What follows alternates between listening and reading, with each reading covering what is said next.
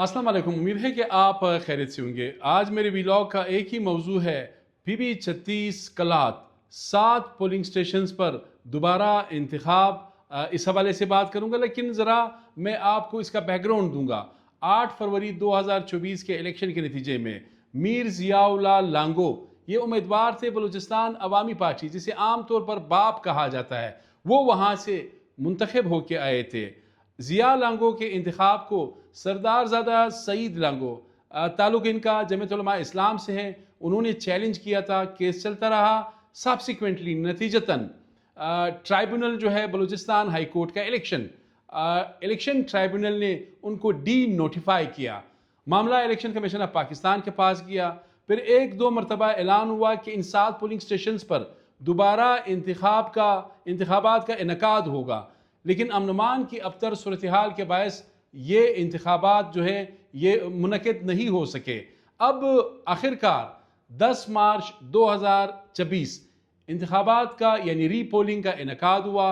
मुख्तलिफ वीडियोज़ आपने भी देख लिए होंगे। सरदारज़ादा सईद लांगो बहुत ज़्यादा गुस्से में भी थे। एक पोलिंग स्टेशन में जिस तरह आपने देखा, मैंने देखा, या जो और हमारे देखने वाले हैं उन्होंने देखा, उन्होंने कुछ सवालात रखे।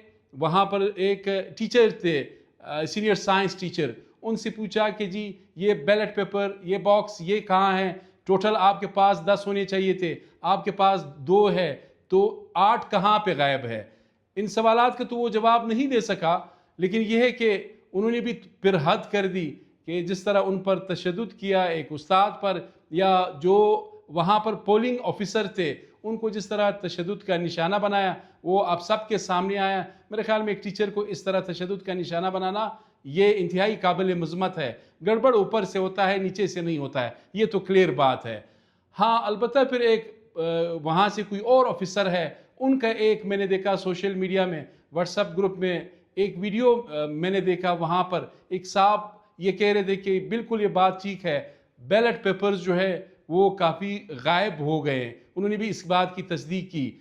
जमीयत उलमा इस्लाम के कैंडिडेट सरदारज़ादा सईद लांगो, वो और साथ ही मौलाना अब्दुल वासे जमीयत उलमा इस्लाम बलूचिस्तान के अमीर, उनका भी बयान आया कि जी हमारे मैंडेट पर डाका डाला गया, जबकि इस वक्त बलूचिस्तान अवामी पार्टी की जानिब से जश्न का समा है, जश्न जारी है। मीर ज़ियाउल्लाह लांगो अब तक हमारे पास जो गैर सरकारी और गैर हतमी नतायज है उनके मुताबिक 14,281 वोट लेकर वो कामयाब हुए हैं। ये गैर हतमी गैर सरकारी नतायज है। दूसरे नंबर पर सरदारज़ादा सईद लांगो 11,064 वोट इनके है। ये सूरत हाल है। अक्सर हम ये अली मदद जतक साहब से यही सवाल करते रहे कि आप वज़ीर दाखिला बनेंगे, तो उन्होंने कहा कि नहीं, क़यामत की निशानी होगी अगर मैं बना। तो अब ऐसा लगता है कि वाकई क़यामत की निशानी होगी, इसलिए कि मीर ज़ियाउल्लाह लांगो कभी इम्कान ये है कि वो नए वज़ीर दाखिला बलूचिस्तान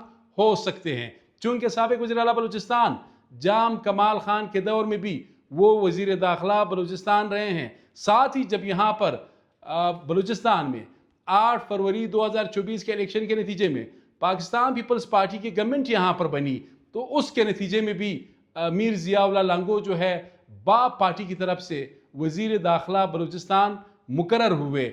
ये आपको मैंने बताना था। अपने मेज़बान सैयद अली शाह को इजाज़त दीजिए। अल्लाह हाफ़िज़।